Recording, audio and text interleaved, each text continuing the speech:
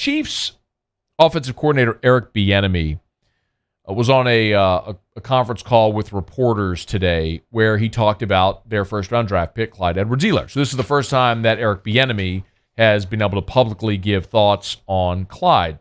And here was what Bienemy said about their first-round draft pick out of LSU. One thing is, Veach and his entire staff did a great job of evaluating the kid. Collectively, as a coaching staff, we felt we did a great job of evaluating the talent. But on top of that, and I think this is more important than anything, we know the person. And we know one thing that kid is going to do. He's going to come in and work his tail off. Now, he's just going to be a piece of the puzzle. You got Damian Williams, who did a hell of a job for us last year. He's also going to have an opportunity to play with one of his former teammates. And then we have Darwin. And then we got the young kid out of that played with the Oakland Raiders and DeAndre Washington. So we have a unique situation where he can come in and have an opportunity to learn from a collective group. But also, we want to make sure we're utilizing him the right way and making sure that he's mentally prepared to go when it's time to go. The thing that, by the way, Eric Bienemy is very impressive. He's a guy that's on everybody's short list that's going to be a head coach in the NFL. I know he interviewed for a job or two this year, and it'll happen for him probably in the next season, in the next cycle. But he played running back, obviously, in the NFL, and now is the offensive coordinator and works with running backs as well there in Kansas City. So he'll work with Clyde Edwards-Helaire. The thing that really surprised me, I honestly did not know this was even a thing. I did not know that people criticized Clyde Edwards-Helaire's pass blocking ability.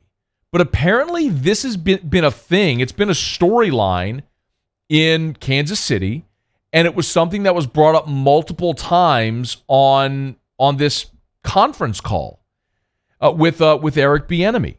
And I was a little stunned by it, but here's what Bienemy said whenever he was asked about Clyde and concerns over his pass blocking ability.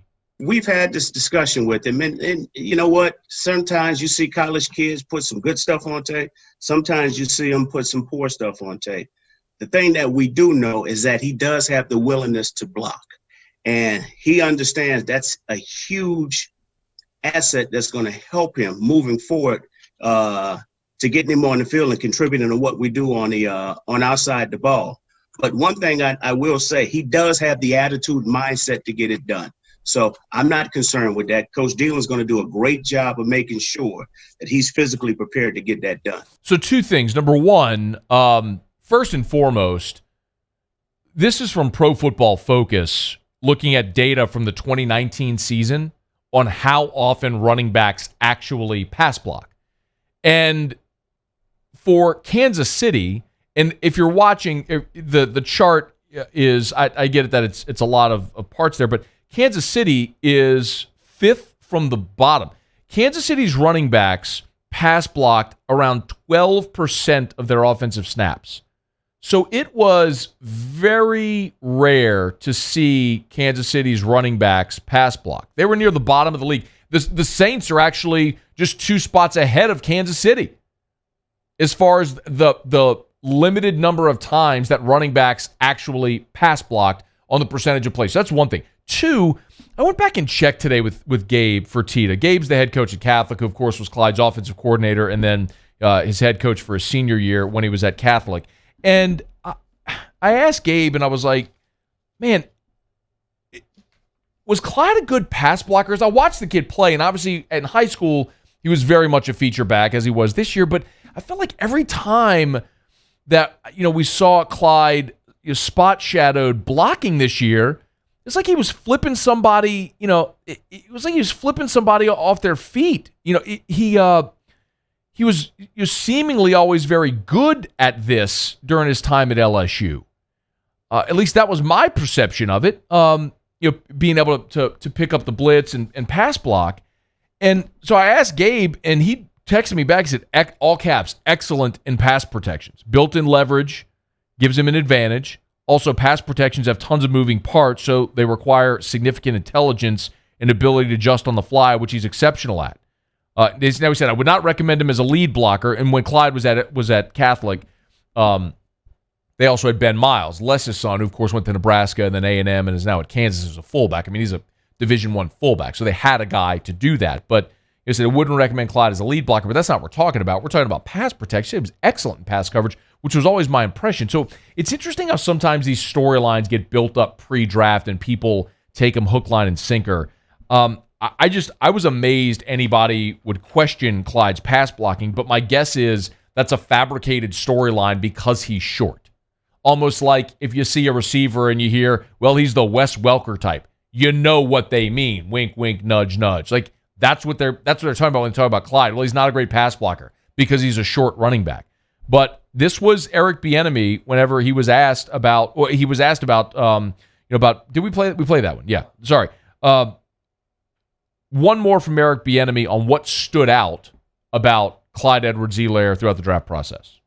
I think the kid is just a special kid. You've seen some of the things that he's done on tape as far as running the ball, having the ability to get outside in the open field and make some plays as a receiver.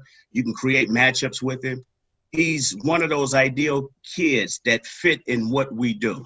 So having him a part of the puzzle, I mean, think about it. He gets to go out there and play with a Pat Mahomes, a Travis Kelce. He gets an opportunity to learn from a Damian Williams. He gets an opportunity to learn from a DeAndre Washington. He gets an opportunity to play with Sammy Watkins and all those guys. So I think with his talent and also his attitude and his determined mindset and the professionalism that he brings to the organization, I think that's going to help him to be even better. So I think the kid got some special traits, but I also believe that our players are going to help him to grow to become even more of a special contributor when it's all said and done with. One more quick thing. Damian Williams was the Chiefs' leading rusher a year ago. He was their leading rusher. And they had LaShawn McCoy as well, but he was their leading rusher and leading pass catcher as a running back. Damian Williams played 15 games, and played 16 games, rather, and Clyde played 15 at LSU because bowl stat counts. So with one additional game, Damian Williams had 498 rushing yards. Clyde had 1,414. More than 1,000 yards rushing more than Damian Williams. Receptions, Clyde had 55. Damian Williams had 30. Clyde caught 453 receiving yards to 213 for Damian Williams. And Clyde scored 17 times last year as compared to 7 for Damian Williams. Now, I understand Damian Williams is splitting time, but my point is versatility at that position, playmaking ability, it's not close. Clyde's going to step in there at KC and be dynamic day one because he's so versatile. And the notion that he can't pass block is comical because it's always something that it always felt like he did exceptionally well during his time at LSU, being able to pick up a blitzer and get low and take them off their feet. I think he's going to do plenty of that when he's in the NFL with the Chiefs as well.